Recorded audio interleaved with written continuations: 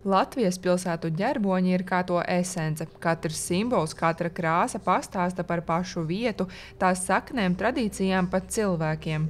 Talsu, Sabilas un Valdemārpils ģerboņi apstiprināti laikā, kad tikko dibinātā Latvijas valsts veidoja pati savu identitāti. Arī pēc 100 gadiem tie saglabājuši vērtības, kas tajos attēlotas, tomēr jebkura ģerboņa nozīme ir interpretējama un katram sava. Mana tuvākā pilsēta ir Talsi.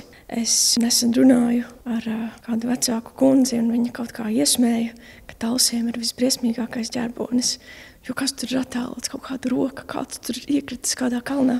Bet iespējams, ja man būtu šāda atstatuma pieredze, es domātu līdzīgi, bet man šķiet, ka mums Talsiem ir iespējams viskolorītākais ģerbonis, un es to nesāju arī kā savu identitātes zīmi.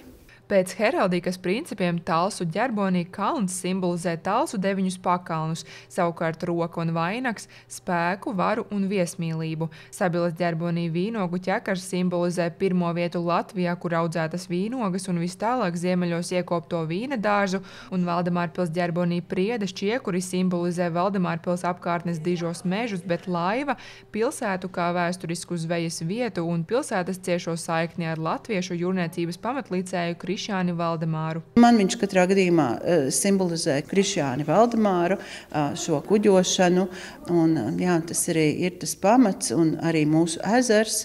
Arī tas pierāda to, ka šie ūdeņi un šī kuģošana ir Valdemārpilī vispār svarīga. Mēs arī iebraucot Valdemārpilī varam lepoties ar mūsu ģerboni, tā ir šī buru laiva, kas jau stāv pašā aplī. Ja? Un tā jau ir tā mūsu vērtība, ar ko mēs patiešām, jā, ar ko mēs lepojamies Valdemārpils.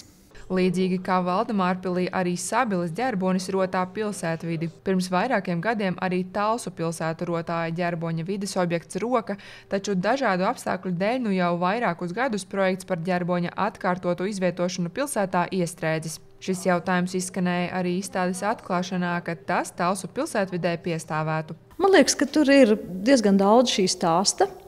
Tas stāsts ir saprotams, ir pamatots, ir ļoti cilvēcisks un vēsturisks. Un tas iekļauj sevī gan šo filozofisko apcerošo pamatojumu, gan arī vēsturisko tradīciju, kāda Talsos ir bijusi šo 100 gadu laikā. Talsu novada pašvaldībā skaidro, ka tuvākajā laikā projekta virzība no pašvaldības puses nav plānota, bet šī ir ideja, ko varētu pārņemt, piemēram, iedzīvotāju padome. Ģerboņiem veltītā izstāde Talsu novada muzejā aplūkojama līdz 14. decembrim, taču tālāk tā ceļos uz Sabili un pavasarī noslēgsies Valdemārpilī. Monta Megija Učalniece, Terēze Matisone, TV9 pakalni speciāli RTV.